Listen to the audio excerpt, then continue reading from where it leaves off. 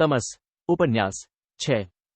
साप्ताहिक सत्संग की समाप्ति से पहले पुण्यात्मा वानप्रस्थी जी सदा की भांति मंत्रपाठ करने लगे। इस मंत्रपाठ को वह सत्संग रूपी यज्ञ की अंतिम आहुति कहा करते थे। गिने चुने इन विशिष्ट मंत्रों तथा श्लोकों में भारतीय संस्कृति का सार पाया जाता था और वर्षों के आग्रह के बाद वानप्रस्थी जी ने सभी सभासदों को ये मंत्र कंठस्थ करवा दिए थे। वेदी पर बैठे ही बैठे आंखें बंद कर हाथ जोड़ और सिर नवाकर वानप्रस्थी जी मंत्रोच्चारण करने लगे। सवे भवन्तु सुखिनः सवे सन्तु निरामयः सवे भद्राणि पश्यन्तु मां कश्चित् दुख भाग भवेत्। सारे सत्संग में अकेले वानप्रस्थी जी ही थे जो संस्कृत के ज्ञाता थे। उन्होंने सभी वेद वेदांग पढ़ रखे थे, इसलिए जब वह पढ़ते तो कभी उच्चारण में भूल नहीं होती थी, बल्कि लगता एक एक शब्द पूरी समझ बूझ के साथ दिल की गहराइयों में से निकल रहा है। उपनिषद के श्लोक के बाद उन्होंने गीता के 2 श्लोक पढ़े। आपूर्मानम अचल प्रतिष्ठम। सभासद साथ साथ गुनगुनाने लगे। कुछ लोग उच्चारण में पीछे छूट गए। इस कारण वानप्रस्थी जी के पढ़ चुकने के बाद भी सभा में से कुछ देर तक गुनगुनाती आवाजें आती रहीं। अंत में शांति पाठ हुआ और सारा हॉल पुरुष स्त्रियों के कंठ से गूंजने लगा, क्योंकि शांति पाठ का मंत्र सभी को कंठस्थ था। ओम द्यो शांति पृथ्वी शांतिरापः शांतिरौषधयः शांति वनस्पति। सचमुच ऐसा जान पड़ने लगा जैसे शांति का लौकिक प्रभाव वायुमंडल में छाने लगा है। चारों ओर शांति व्यापने लगी है और इन मुक्त कंठों से निकलने वाली शांति की ध्वनि घर घर तक पहुंच रही है। अंतिम आहुति में सचमुच सभी को बड़ा आनंद आता था। मंत्रोच्चारण के बाद एक प्रार्थना का गीत गाया जाता और उसमें भी समस्त चराचर जगत के सुख की कामना की जाती।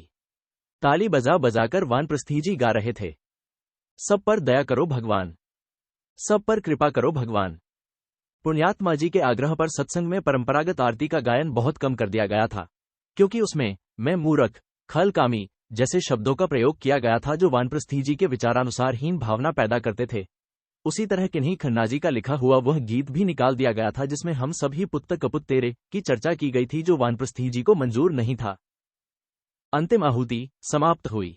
इसके बाद सभा को विसर्जित हो जाना चाहिए था, परंतु सभासद बैठे रहे क्योंकि मंत्री जी को कोई जरूरी सूचना देनी थी। मंत्री जी उठे पर उठकर उन्होंने केवल इतना ही कहा कि सभा विसर्जन के बाद अंतरंग सभा के सदस्य कृपया बैठे रहें, एक जरूरी विषय पर विचार करना है। इस जरूरी विषय के बारे में भी सभासदों को खटका पहले से था। वानप्रस्थी जी के भाषण में भी बार बार इस विषय का संकेत मिलता रहा था। यहां तक कि प्रवचन देते समय वानप्रस्थी जी स्वयं अत्यधिक विचलित और भावोद्वेलित हो उठे थे। उनका चेहरा तमतमाने लगा था और होंठ भड़भड़ाने लगे थे, विशेष रूप से जब उन्होंने आवाज ऊंची उठाकर मर्मभेदी आवाज में ये पंक्तियां पढ़ी थीं। फैलाए घोर पाप यहां मुसलमीन ने, नेमत फलक ने छीन ली, दौलत जमीन ने। इसलिए सभी लोग जानते थे कि अंतरंग सभा किस विषय पर विचार करने जा रही है। मंत्री जी की सूचना के बाद लोग उठने लगे। सभा विसर्जित होने लगी। लोग मंदिर के 7 दरवाजों में से निकल कर बरामदे में अपना अपना जूता खोजकर पहनने लगे। कुछ लोग मंदिर में प्रवेश करते समय जानबूझकर दाएं पैर का जूता एक दरवाजे के सामने और बाएं पैर का जूता तीसरे या चौथे दरवाजे के सामने छोड़ देते थे, ताकि सत्संग के बाद जूतों का पुनः मिल जाना सुनिश्चित हो सके। इसलिए बरामदे में थोड़ी देर के लिए भीड़ सी बनी रही। यूं भी सभा विसर्जन के बाद 2-2, 4-4 आदमी बरामदे में खड़े बतियाते रहा करते थे, और आज तो शहर की स्थिति की चर्चा हर एक की जबान पर थी। वानप्रस्थी जी अपने मर्मस्पर्शी भाषण के बाद अभी भी वेदी पर ही बैठे थे। वह अभी भी उत्तेजित जान पड़ रहे थे और उनका चेहरा दमक रहा था। तभी आंगन में से कुछ लोग मंदिर के अंदर आते दिखाई दिए। बरामदे में खड़े छिटपुट लोग उन्हें पहचान गए। वे शहर की अन्य हिंदू धार्मिक संस्थाओं के गण्यमान अधिकारी थे। उनके पीछे 5-7 सिख सज्जन भी अंदर आते दिखाई दिए। वे स्थानीय बड़े गुरुद्वारे में से आए थे। इन्हें भी अंतरंग सभा की बैठक में भाग लेने के लिए न्योता दिया गया था। अंतरंग सभा की बैठक शुरू हुई। मंत्री जी ने, जो दुबले पतले किंतु बड़े जोशीले सज्जन थे, नगर की बिगड़ती स्थिति का ब्यौरा दिया। कुछ उड़ती अफवाहों की भी चर्चा की। मस्जिद के सामने पाई गई सूअर की लाश का भी जिक्र किया। ये भी बताया कि जामा मस्जिद में लाठियां, भाले और तरह तरह का असला बहुत दिनों से इकट्ठा किया जा रहा है। नगर की स्थिति का ब्यौरा देने के बाद मंत्री जी ने विषय पर गंभीरता से विचार करने और अपने अपने सुझाव पेश करने का अनुरोध किया। यहां पर बैठना उचित नहीं है। आवाज वानप्रस्थी जी की थी, जो वेदी पर बैठे अपना हाथ उठाकर बड़ी गंभीरता से कह रहे थे, इस विषय पर किसी दूसरी जगह बैठकर विचार करना चाहिए। और वानप्रस्थी जी वेदी पर से उतर आए और मंदिर के पिछवाड़े की ओर हो लिए। अंतरंग सभा के सभी सदस्य भी उनके पीछे पीछे जाने लगे।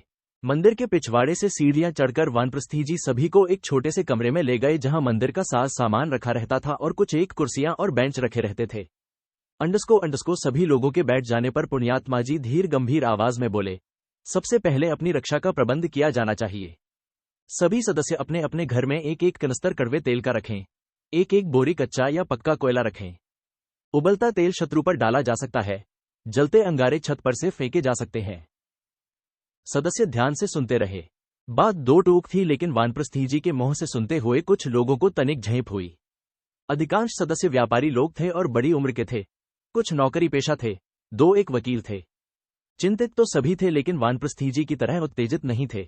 उन्हें अभी तक पूरी तरह से विश्वास नहीं हो पाया था कि शहर की स्थिति यहां तक बिगड़ चुकी है कि घरों में तेल के कनस्तर रखने की नौबत आ गई है। वे अभी भी समझते थे कि छोटी मोटी घटनाओं के बाद सरकार स्थिति पर काबू पा लेगी, शरारत को दबा देगी और फसाद नहीं होने देगी। इस पर एक सज्जन ने मंत्री जी से पूछा, युवक समाज का काम ठंडा पड़ा हुआ है। देवव्रत जी को आपने और कामों में लगा रखा है। मैं समझता हूं युवकों को लाठी सिखाने का काम फौरन शुरू कर देना चाहिए। 200 लाठियां आज ही मंगवाकर बांट दी जाए। इस पर सभा के दानवीर प्रधान जी, जो शहर के जाने माने व्यापारियों में से थे, सिर हिलाकर बोले, ये रकम मैं दूंगा। आप आज ही 200 लाठियां मंगवाकर युवकों को बांट दें। वाह वाह की आवाज सुनाई दी। उपस्थित सज्जनों ने प्रधान जी की उदारता की भूरी भूरी प्रशंसा की। बीच में से एक सदस्य की आवाज आई, यही तो हम हिंदुओं में बहुत बड़ी कमजोरी है। हम प्यास लगने पर कुआं खुदवाते हैं। आज जब हालत बिगड़ रही है और मुसलमान जामा मस्जिद में असला इकट्ठा कर रहे हैं, हम लाठियां खरीदने जा रहे हैं। इस पर मंत्री जी छूटते ही बोले, इस विषय पर चर्चा की आवश्यकता नहीं है। युवक समाज पूरी तरह से सक्रिय है और इस ओर पूरा ध्यान दिया जा रहा है। स्वयं वानप्रस्थी जी तन मन के साथ इस काम में रुचि ले रहे हैं। पठन पाठन और हवन यज्ञ के अतिरिक्त वानप्रस्थी जी हिंदू संगठन के पुण्य कार्य में बड़ी लगन के साथ काम कर रहे हैं। लेकिन प्रधान जी के सुझाव का मैं स्वागत करता हूं। उनकी उदारता के ही बल पर हमारे अनेक काम संपन्न हो रहे हैं। हमें अपनी तैयारी में कोई कमी नहीं आने देनी चाहिए।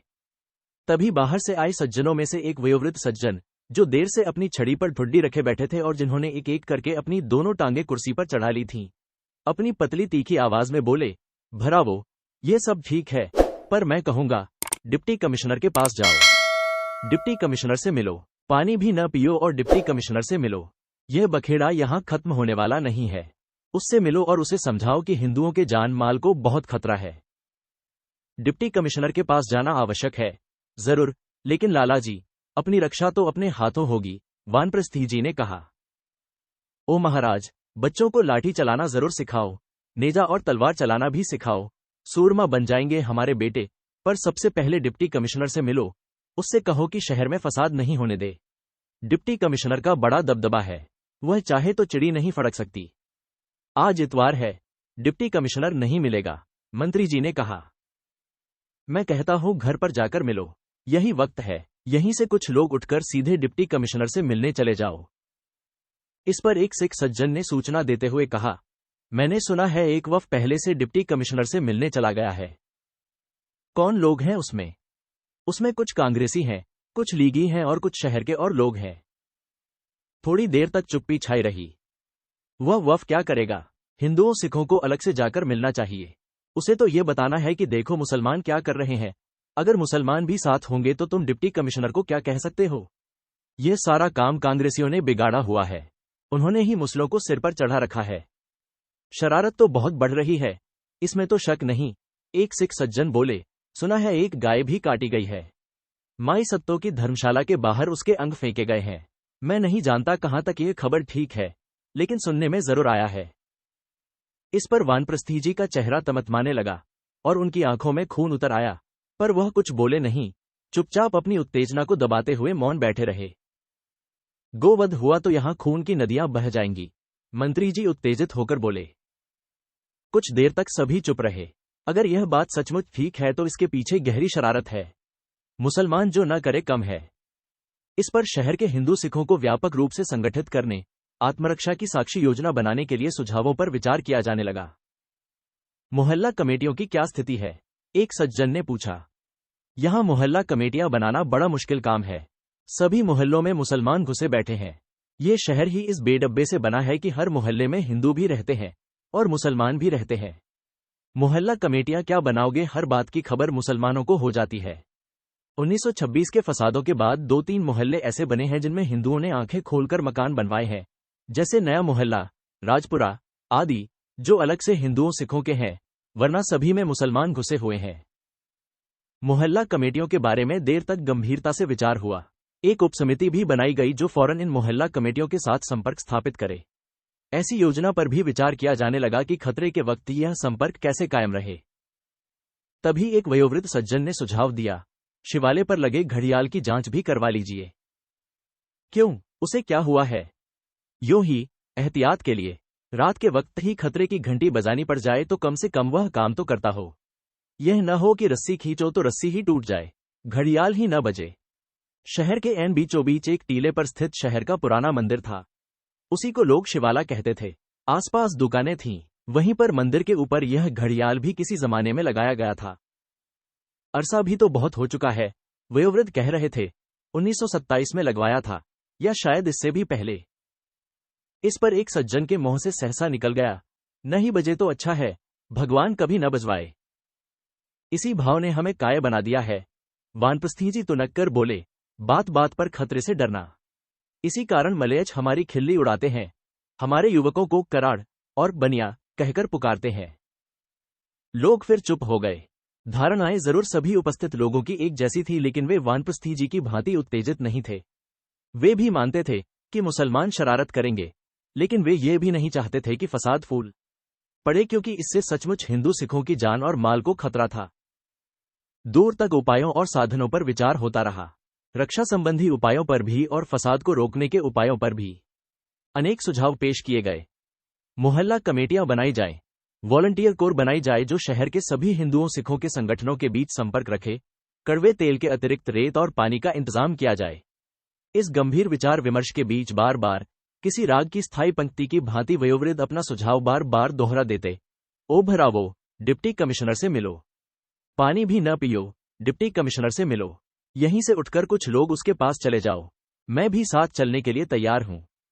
अंत में यही तय पाया कि मंत्री जी पीछे रुक जाएं, तेल और कोयला और लाठियों से संबंधित निर्णयों के बारे में घर घर चपरासी भेजकर सदस्यों को सूचित करें, अन्य संगठनों से संपर्क स्थापित करें, चौकीदारों के लिए गोरखों का प्रबंध करें, शिवालय वाले घड़ियाल की मरम्मत के लिए सनातन धर्म सभा के मंत्री जी से बात करें, युवक सभा को चौकस करें, जबकि अंतरंग सभा की बैठक में भाग लेने वाले अन्य सभी सज्जन उसी वक्त तांगों पर बैठकर डिप्टी कमिश्नर के बंगले की ओर रवाना हो जाए वानप्रस्थी जी को छोड़कर।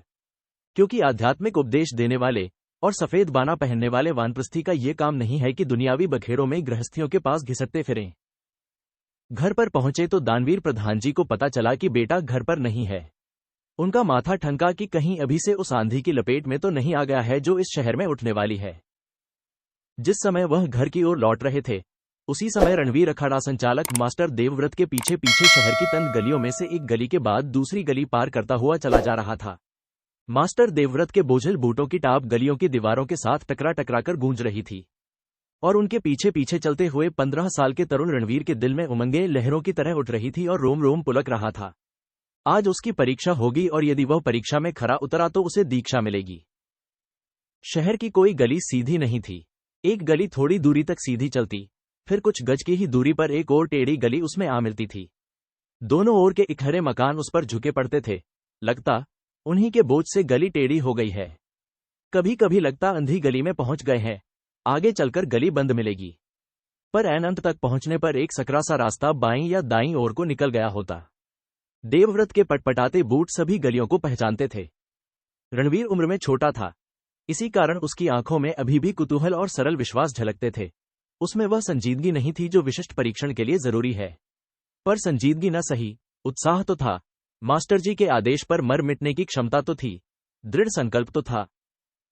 रणवीर जब इससे भी छोटा था तो मंत्रमुग्ध सा मास्टर जी के मुंह से वीरों की कहानियां सुना करता था, जब राणा प्रताप की आधी बची हुई रोटी बिल्ली खा गई थी और उन्हें पहली बार अपनी निस्सहाय स्थिति का बोध हुआ था। शहर के आसपास के पहाड़ों को देखता तो उन पर उरो कभी चेतक घोड़ा दौड़ता नजर आता, कभी किसी चट्टान पर घोड़े की पीठ पर बैठे शिवाजी नजर आते। दूर तुर्कों के लश्करों की ओर देखते हुए, जब शिवाजी मलेच सरदार से बगलगीर हुए थे, मास्टर जी ने ही रस्सी में तरह तरह की गांठें लगाना सिखाया था, मकान की दीवार फांदकर ऊपर चढ़ना, अग्निबाण और मेघबाण के गुण बताए थे। हवा में छोड़ा हुआ अग्निबाण आगे बढ़ता है, उसकी नोक घर्षण के कारण चमकती है, उसमें से अंगारे फूटते हैं। महाभारत के युद्ध में ऐसा ही अग्निबाण छोड़ा गया था, हवा को काटता चला जा रहा था। फिर वह कौरवों के एक योद्धा की ढाल से जा लगा। ढाल में से अंगारे फूटने लगे, पर तीर फिर भी आगे बढ़ता गया। अग्निबाण की यही विशेषता है, वह गिरता नहीं। वह बाण घूमता है, समस्त रणभूमि में घूमता है और चारों ओर से आग की लपटें उठने लगती हैं। कहीं किसी योद्धा के मुकुट को छू लिया, वहां आग की लपट निकलने लगी। किसी रथ के छत्र से जा लगा, छत्र जलने लगा। चारों ओर घूमता हुआ बाण उस समय तक घूमता रहता है जब तक धू धू करके चारों ओर आग नहीं जलने लगती है। फिर बाण लौट आता है, शत्रु की छावनी को जलाकर विजयी सैनिक की भांति उसमें से प्रकाश फूट रहा होता है। देखते ही आंखें चुंधिया जाती हैं। हवा को चीरता हुआ आता है, लगता है हवा को आग लगाता जा रहा है। मास्टर जी के ही मुंह से उसने सुना था कि वेद में सब लिखा है, विमान बनाने का ढंग, बम बनाने का ढंग। उन्हीं के मुंह से योग शक्ति की महिमा भी सुनी थी। जिस मनुष्य में योग शक्ति है वह सब कुछ कर सकता है। हिमालय की तलहटी पर एक योगीराज योग साधना कर रहे थे। उन्हें सिद्धि प्राप्त थी। एक दिन जब वह समाधि में थे तो एक मलेच्छ उनकी समाधि भंग करने के लिए वहां जा पहुंचा। मलेच्छ तो गंदे लोग होते हैं।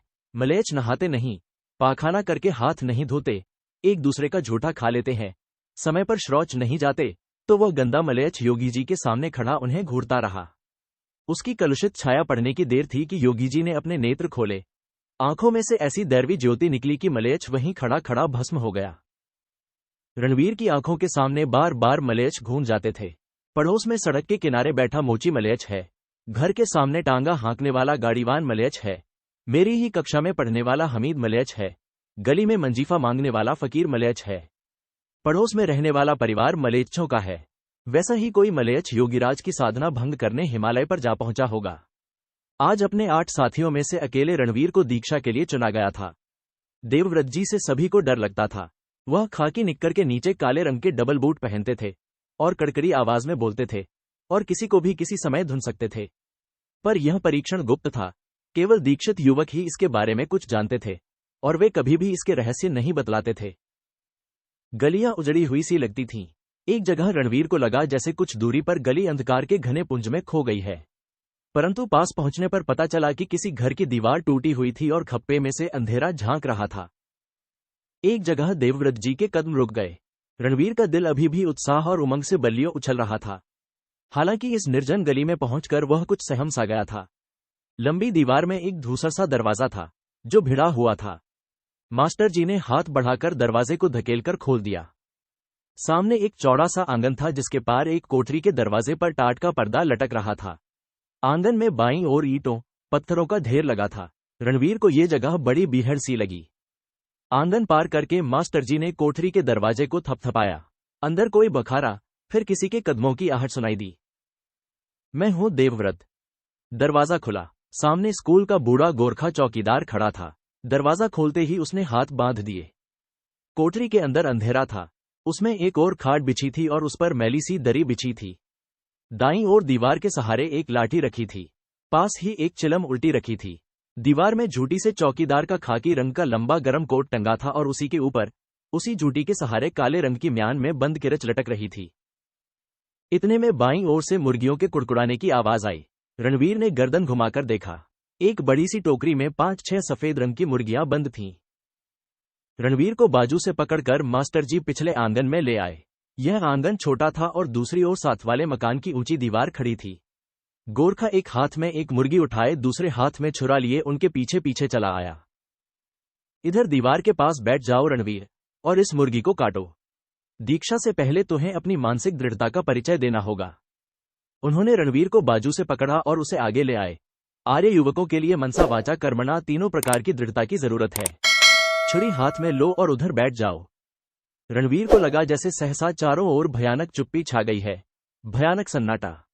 दाईं ओर टूटी ईंटों का ढेर था जिस पर जगह जगह मुर्गियों के पंख बिखरे पड़े थे। ढेर के पास नीचे पत्थर की एक सिल थी जो मुर्गियों के खून से काली पड़ गई थी। इधर बैठ जाओ। मुर्गी का एक पैर अपने दाएं पैर के नीचे दबा लो। रणवीर के हाथ में छुरा देते हुए उन्होंने मुर्गी के दोनों पंख पकड़कर एक दूसरे में खोंस दिए। एक पंख के नीचे दूसरा पंख खोंसा, फिर ऊपर वाले पंख को मरोड़कर पहले पंख के नीचे दे दिया। मुर्गी जोर से कुड़कुड़ाई, पर पंख बंध जाने से उसका फड़फड़ाना बंद हो गया। लो पकड़ो, मास्टर जी ने कहा और रणवीर के पास बैठ गए। अब चलाओ छुरी। पर रणवीर के माथे पर पसीना आ गया और उसका चेहरा बुरी तरह से पीला पड़ गया था। मास्टर जी समझ गए कि उसे मतली आने वाली है। रणवीर, उन्होंने चिल्लाकर कहा और एक सीधा थप्पड़ उसके गाल पर दे मारा। रणवीर दोहरा होकर जमीन पर आ गिरा। उसका सिर बुरी तरह से चकरा रहा था। गोरखा अभी भी उसके पीछे खड़ा था। रणवीर को रुलाई आ रही थी और वह बुरी तरह से व्याकुल हो उठा था। लेकिन थप्पड़ खाने से उसकी मतली बहुत कुछ जाती रही थी। उठो रणवीर, मास्टर जी ने डपट कर कहा। रणवीर उठा और बोझिल, त्रस्त आंखों से मास्टर जी की ओर देखने लगा। इसमें कुछ भी मुश्किल नहीं है। लो, मैं तुम्हें दिखाता हूं। और उन्होंने मुर्गी का पैर अपने दाएं बूट के नीचे दबाया। मुर्गी की आंखें पहले से मूंदने लगी थीं। मास्टर जी ने उसका गला अपने बाएं हाथ में लिया और छुरी को केवल एक ही बार उसके गले पर फेर दिया। खून की धार फूट पड़ी। कुछ बूंदें मास्टर जी के बाएं हाथ पर भी पड़ी। पर मास्टर जी ने मुर्गी को छोड़ा नहीं। मुर्गी का सिर तो अलग होकर उनके बूट के पास ही पड़ा था, लेकिन मास्टर जी बाएं हाथ से उसकी गर्दन की नली को नीचे की ओर दबाए रहे। सफेद सी नली बाहर आने के लिए उछल रही थी, जिसे मास्टर जी अपने बाएं हाथ के अंगूठे से दबाए हुए थे। मुर्गी का सारा शरीर कांप रहा था। मास्टर जी जोर से नली को दबाए रहे और कुछ ही देर के बाद मुर्गी का बदन स्थिर हो गया और खून से सने मुट्ठी भर पंख रणवीर के सामने पड़े रह गए। मास्टर जी ने मुर्गी को एक और फेंक दिया और उठकर खड़े हो गए। अंदर से एक और मुर्गी ले आओ, उन्होंने गोरखा से कहा। तभी उन्होंने देखा कि रणवीर ने वहीं बैठे बैठे कई कर दी है और दोनों हाथों से अपना सिर पकड़े बैठा हाँफ रहा है। मास्टर जी का मन हुआ कि एक थप्पड़ रसीद कर दें, पर चुप खड़े रहे। थोड़ी देर तक चुपचाप खड़े रहने के बाद धीमी आवाज में बोले, एक और अवसर तुम्हें दिया जाता है। जो युवक एक मुर्गी को नहीं मार सकता, वह शत्रु को कैसे मार सकता है?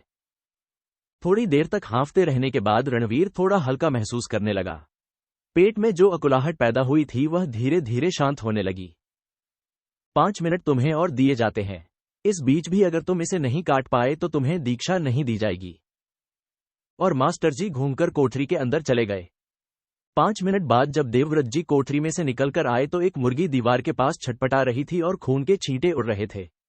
रणवीर अपना दायां हाथ घुटनों के बीच दबाए बैठा था, जिसे देखकर मास्टर जी समझ गए कि मुर्गी ने हाथ पर चोंच मारी है और रणवीर केवल उसे जख्मी कर पाया है, उसकी गर्दन पूरी तरह से काट नहीं पाया। रणवीर बड़ी कठिनाई से मुर्गी को दबोच पाया था और जैसे तैसे उसकी हिलती गर्दन पर ही छुरा चला दिया था, और फिर खून निकलता देखकर ही रणवीर ने उसे छोड़ दिया था। मुर्गी बार बार जमीन पर से उछल रही थी।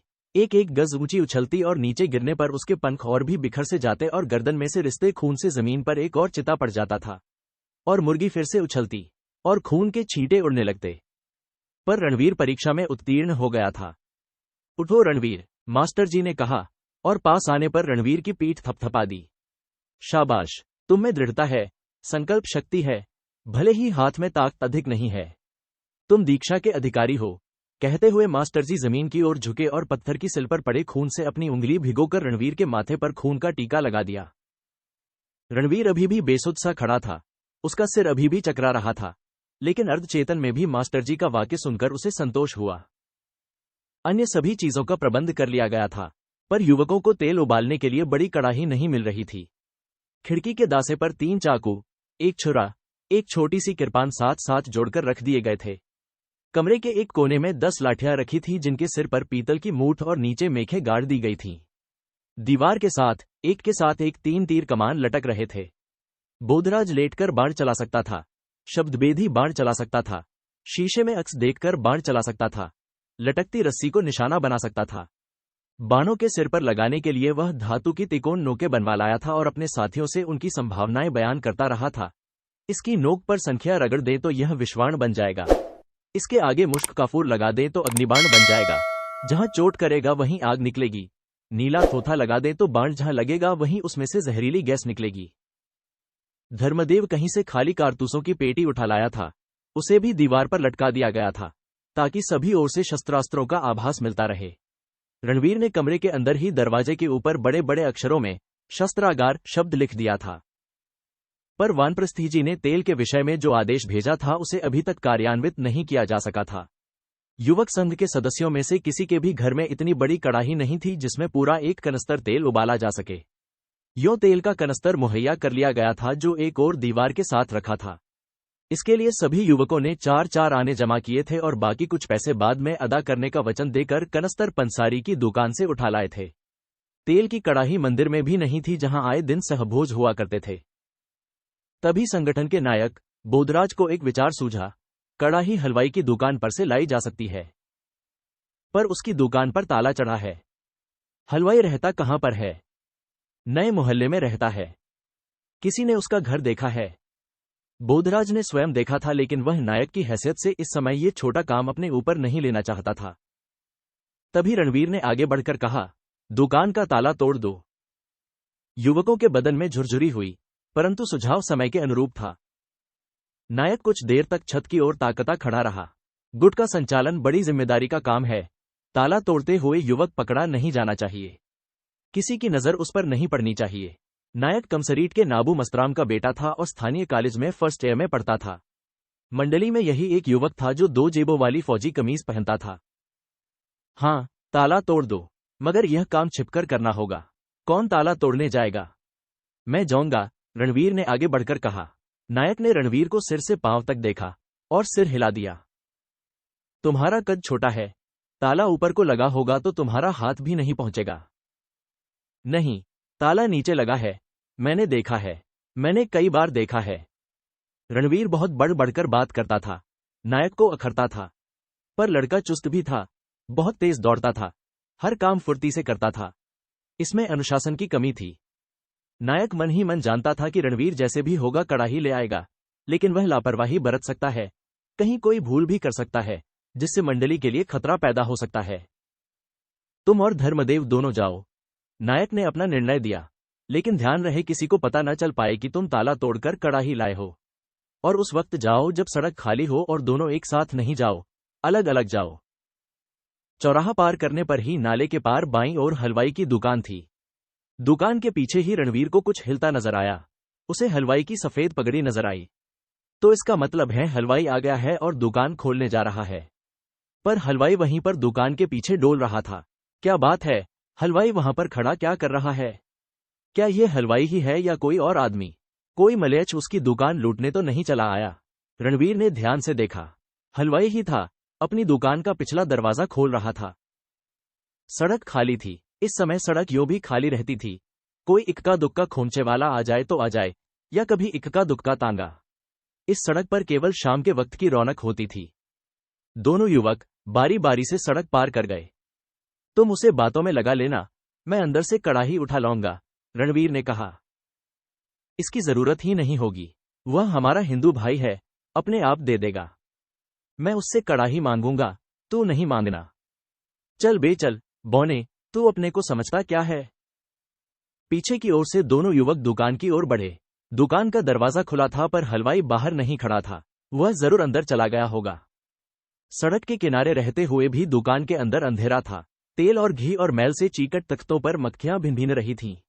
दुकान के अंदर से समोसों की बू आ रही थी। रणवीर ने अंदर से झांक कर देखा। क्या है? अंदर से आवाज आई, आज दुकान बंद है। दोनों युवक अंदर दाखिल हो गए। एक ओर को खड़ा हलवाई मैदे का टीन बोरी में उंडेल रहा था। दरवाजे के बाहर सहसा किसी का चेहरा देखकर ठिठक गया था। आओ आओ, हलवाई ने मुस्कुराकर कहा, आज कुछ भी नहीं बनाया, मैंने सोचा थोड़ी रसद निकालकर घर लेता जाऊं। शहर की हवा अच्छी नहीं है। बेटा तुम्हें भी घर बैठना चाहिए, बाहर नहीं घूमना चाहिए। उठा लो वह कड़ाही, रणवीर ने धर्मदेव को हुक्म दिया। धर्मदेव पिछली दीवार के साथ लगी कड़ाहियों की ओर बढ़ा। जाति की रक्षा के लिए कड़ाही ले जाई जा रही है, संकट समाप्त होने पर लौटा दी जाएगी। बात हलवाई की समझ में नहीं आई। क्या बात है, कौन हो तुम? किस लिए कड़ाही की जरूरत पड़ गई है? क्या कोई शादी ब्याह है? पर दोनों में से किसी ने कोई जवाब नहीं दिया। बीचवाई कड़ाही उठा लो, वह सामने रखी है, रणवीर ने फिर कहा। ठहरो ठहरो, बताओ तो बात क्या है? किधर ले जा रहे हो कड़ाही? बाद में पता चल जाएगा। उठाओ जी कड़ाही। वाह, ऐसे भी कोई करता है? न पूछा न मांगा, अपने आप कड़ाही उठा ली। पहले बताओ बात क्या है, कौन हो तुम? तभी रणवीर ने अपने कुर्ते की जेब में हाथ डाला और फिर चिल्लाकर बोला, तुम नहीं दोगे कड़ाही? और वह उछला। पेशतर इसके कि हलवाई कुछ कहे, उसके दाएं गाल पर खून की धार बह रही थी।